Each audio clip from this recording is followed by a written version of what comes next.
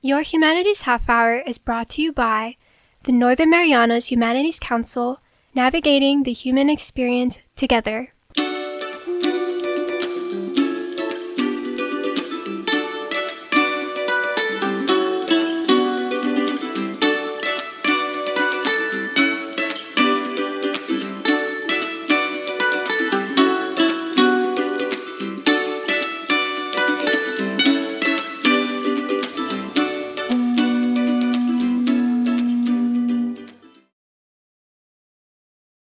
Hafaday, Tiro, and welcome to Your Humanities Half Hour. I'm Catherine Perry, and today we are talking about the beadwork craftsmanship of the indigenous Carolinians of the Marianas.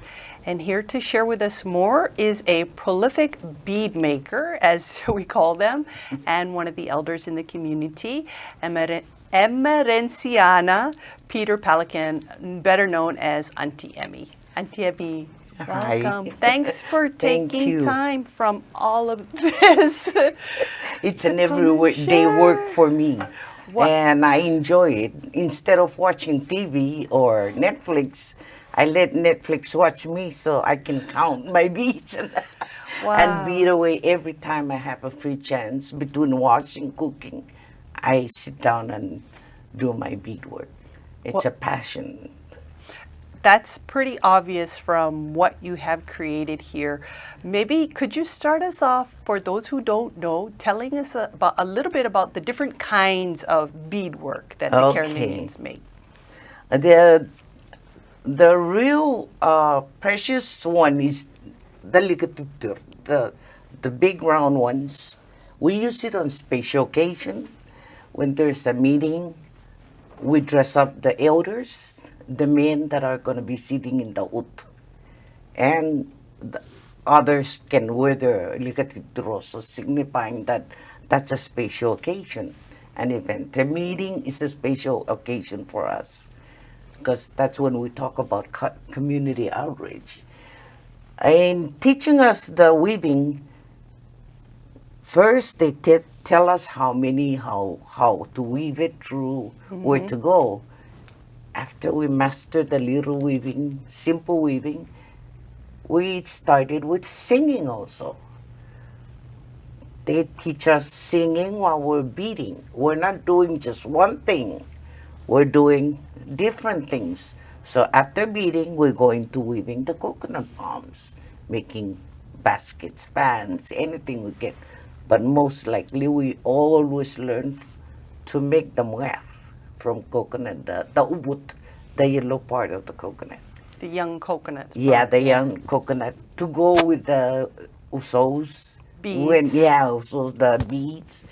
And there's the ligatur, the long ones like this. We can call it, if it's longer, it's tilipay to go down like this. Oh, we wear it, cross-shoulder. yeah. We wear it cross shoulder both ways. You know, we don't see that anymore. You don't see it anymore, but I'm starting to make it again. Now, is that for men and women? And when is that? When do you wear that? At dancing, in special occasion, your ritual, they dress up. The simple ones are just, I started to make simple ones just for daily attire. So we carry on the weaving. It will encourage kids to keep weaving, to... So they don't have to make the ligatur. Yeah, they can learn, but If it's they want very to, important to But learn they can it. learn something simple. Yeah, Yes. but when you learn something harder, it's easier for you to be creative into more others instead of staying with one. So you mentioned what's the one called? The cross shoulder? Tilipay. Tilipay. Yeah. Yeah. Tilipay We don't really to- see that anymore. What are some of the other ones we don't see This so much? is muer. If I wear it on my neck, it's going to be a amor, just like this one. A choker. A choker is called amor. Or you have the swine, the ribbons or fibers that we tie in the front, and then we tie shells on the bottom or big seats so that they decorate. It's a hanging embellishment, Okay. for dancing Yeah. or, daily attire. And then there's also bracelets. There's bracelet. I started into rings, earrings, my passion also. This is kind of more a contemporary, you Yeah. getting extra creative with Yeah, using the when beadwork I for it. learned when I was 5 years old, I started sorting for Nana. She would sit down and weave, so I watch her, and then I said, "Can I help you?"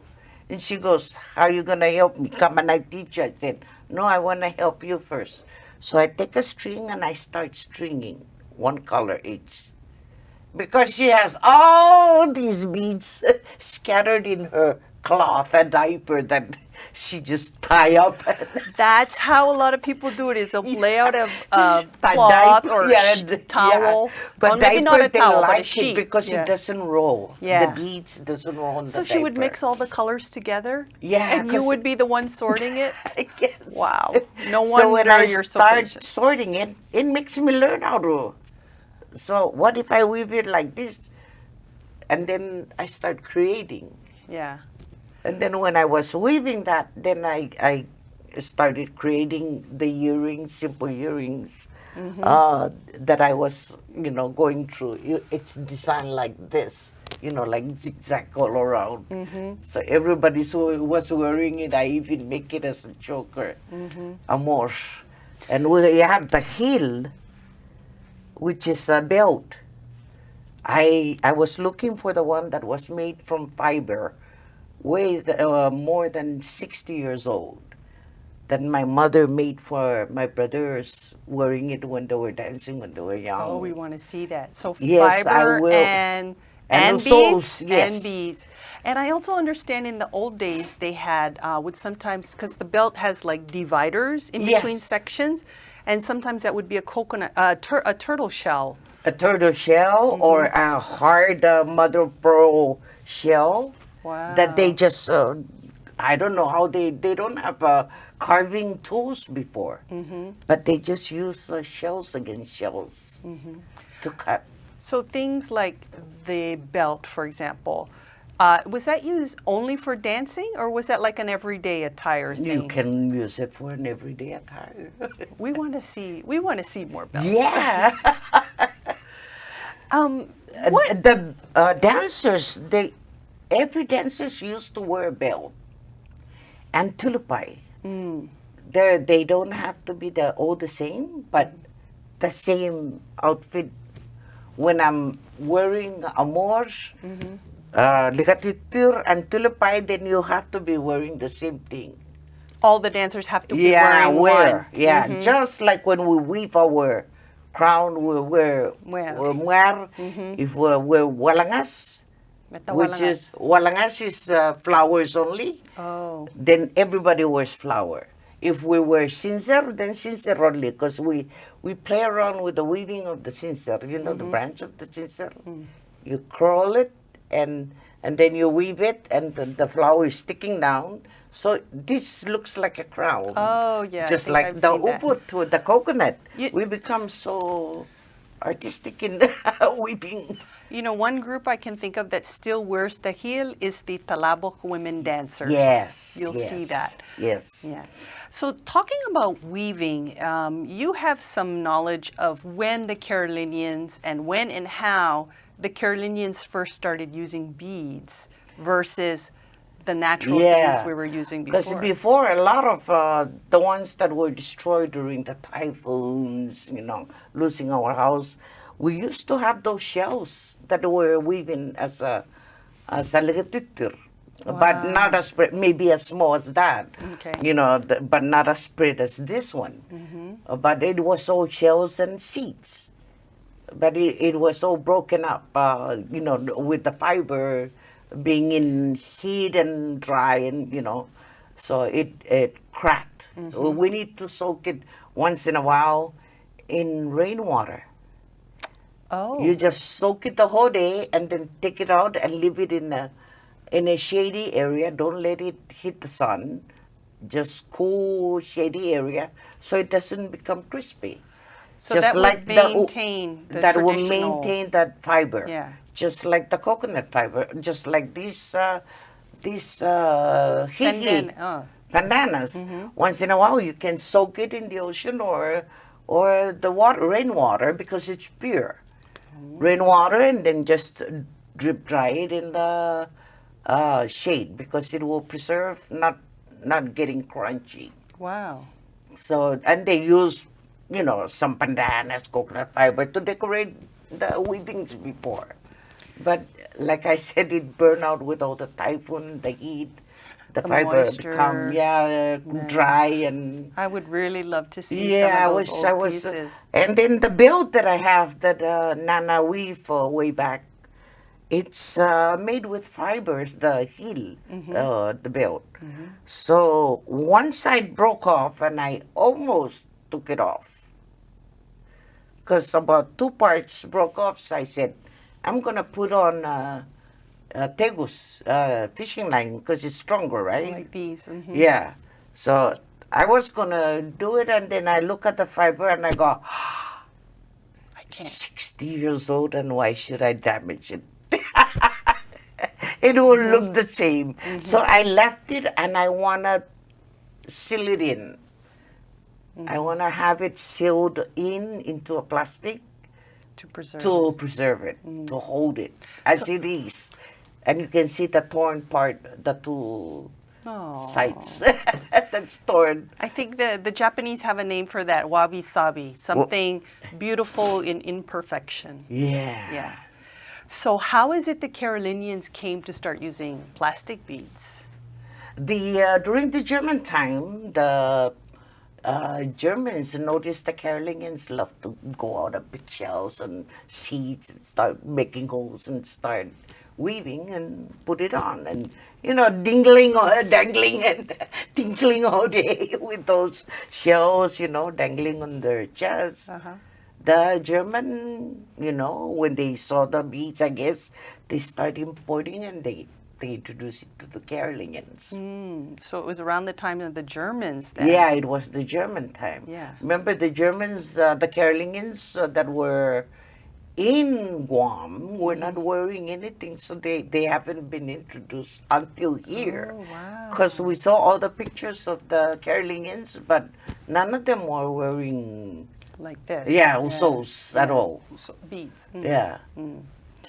Which right. is that size, a daily attire for men to go out flirt. They put on their usos and muer to. Really? Yeah. I never knew that was I thought How it was do you just like think celebration a and beautiful woman respect. will get I didn't know it was a flirting technique. Okay, Our good to know. perfume is wala nga. So, you smell good and you look good. And All right. then also precious, when we have a dead in the family, we dress them up with tons of ligatur or whatever you can make, rings, bracelet, bring it in. And just like the piece of material, you'll get a 6-yard material and you'll give it to the dead. The casket. Yeah, bubatolong casket, bring it to them. And they said, why you do that? That's for the afterlife dress up, attire, the culture. Me, yarot, a pilipil red cloth. We're going to take a break, and then when we Yes. come back, talk more. Yes. We'll be back right after We'll this be break. back.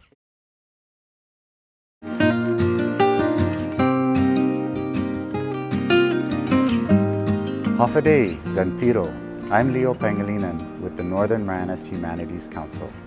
We'd like to take a moment to thank our generous sponsors who have made possible the many programs in our community like this show. We couldn't have done it without them. And if you value the work we do and would like to make a contribution to our efforts, we ask that you consider making an in-kind or cash contribution to the Northern Marianas Humanities Council. Any amount is appreciated, and donations of up to $5,000 qualify for an educational tax credit. We appreciate your partnership and support. Si Zeus Maasi, Olomai, and thank you.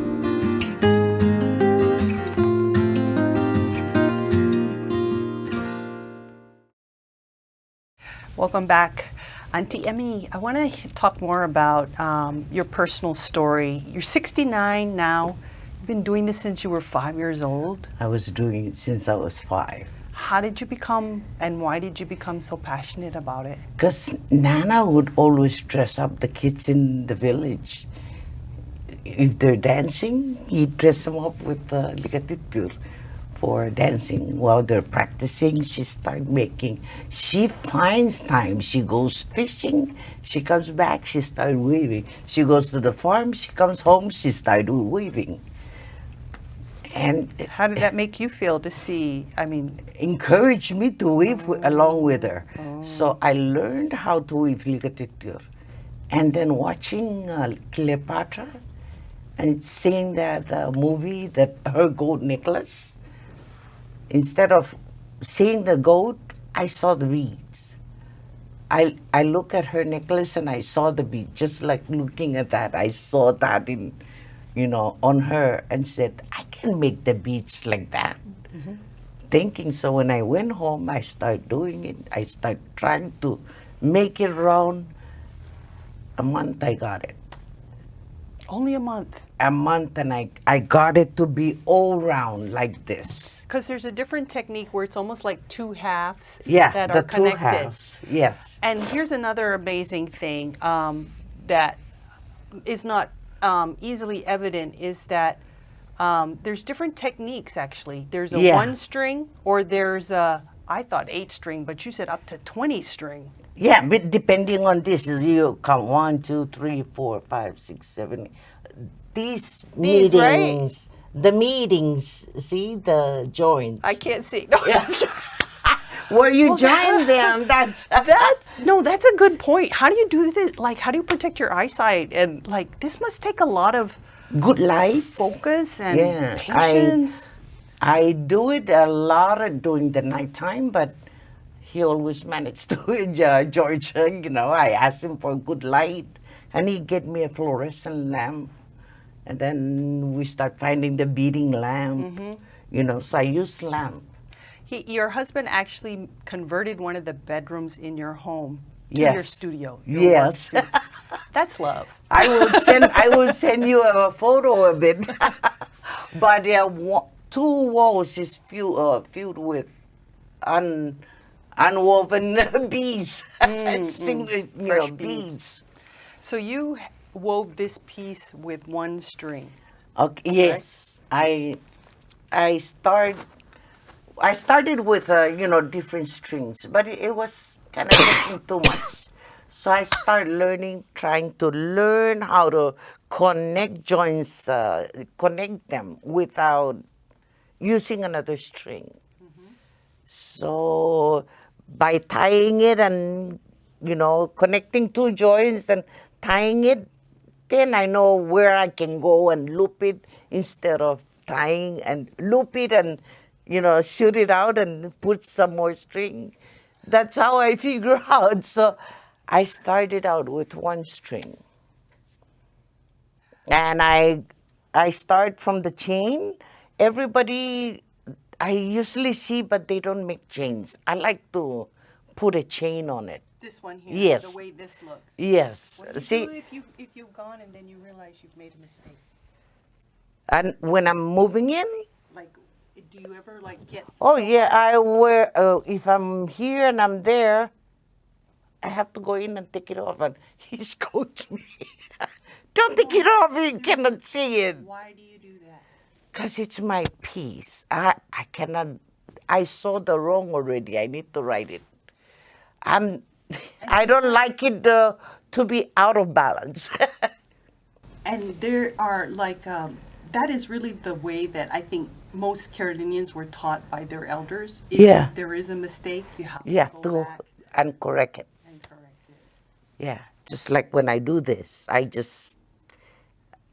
make a lot of mistake, but learning through the mistake, I try to figure out that mistake.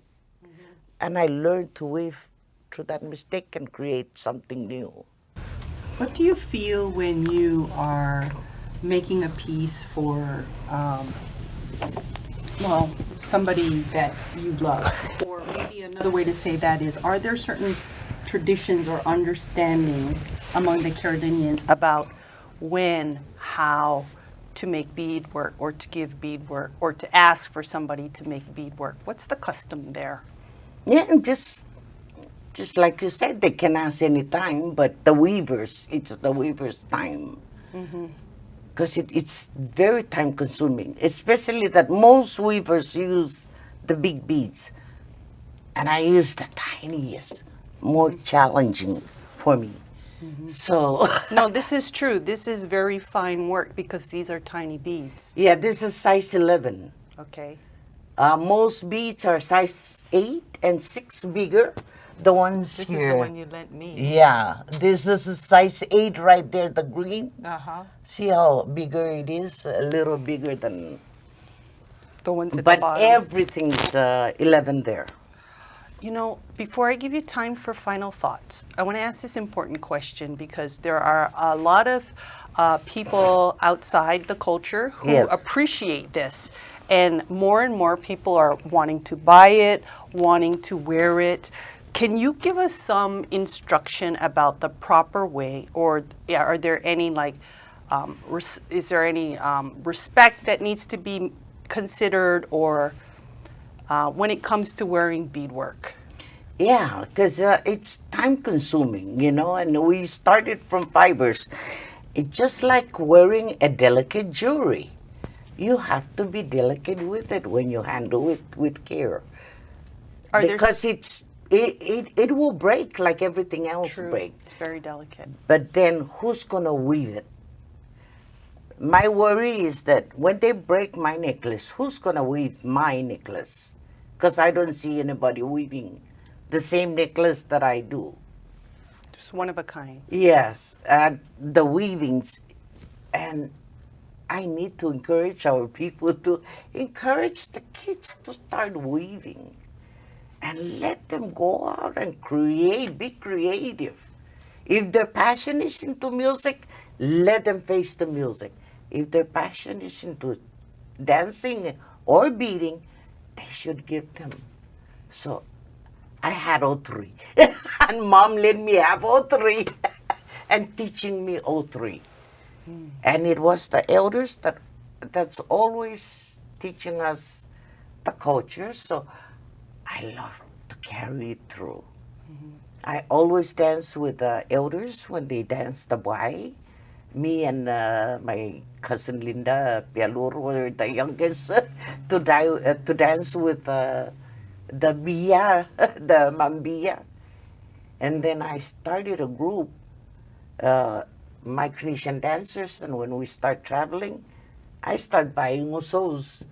So when I came back, I said, okay, no practice today, but we'll sit down. Everybody makes your own likatitir because you're not going to borrow my likatitir. So we have to sit down and make our piece. So the men and the women sit down and we teach each other. Why do you think it's important for this tradition to be continued, to carry on and perpetuate? Because it's our cultural attire, part of our ritual attire. When we have death, we dress them up. We dress them up like they're going to a wedding. That's how I see the dead, because we dress them up and put all flowers around them. I mean, bed of roses, what is where can you beat that? And then you're dressed up in all different kinds. Everybody brings you materials for your next, clothing and your journey. They bring you a lot of Usos. And they're still finding our people. It identify us When they find our remains. Excavations around the islands. Because of the beads and the, shells. It doesn't only have to be the beads, but the seashells and the seeds. Because that's what they use. Yeah, that's what they used before. And rocks, even. They're so creative. I think you're the queen of creativity when it comes to the beadwork. And I want to thank you guys for bringing a third of the studio, you said, Yes. just so that people could really see the variety. Yeah, it's and- hard to just explain about too. When I start weaving, I cannot make the identical. Yeah. I just only when they wanted, a uniform. But when I start, it keeps becoming different every day, different pattern. And one of my bestest creation, not only with the pearl, that was my very first. So I never saw that. Oh, okay.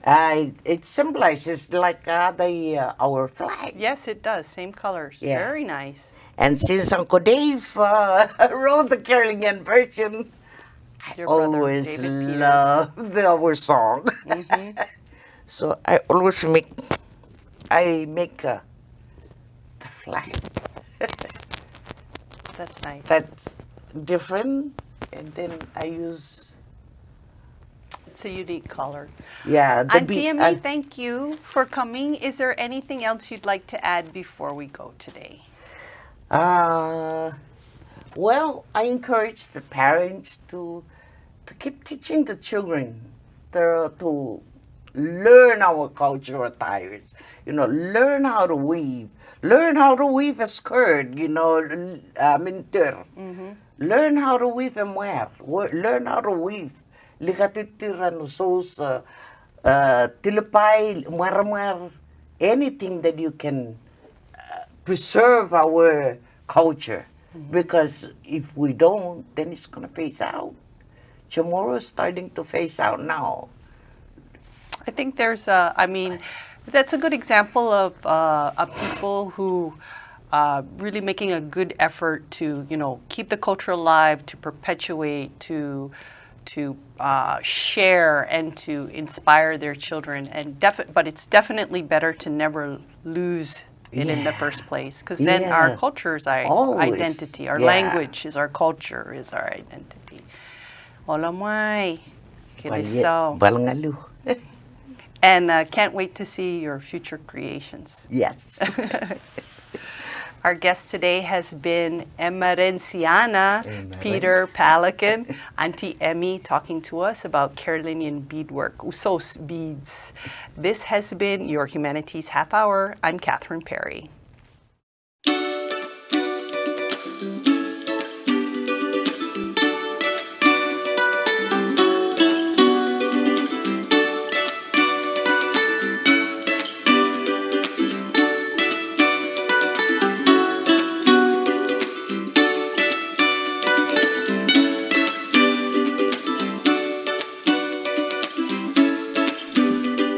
Your Humanities Half Hour has been made possible in part by a major grant from the National Endowment for the Humanities.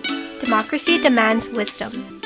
Any views, findings, conclusions, or recommendations expressed in this program do not necessarily represent those of the National Endowment for the Humanities. For more information or to share your thoughts, contact the Northern Marianas Humanities Council at nmhcouncil.org or on social media at 670 Humanities. That's 670 Humanities.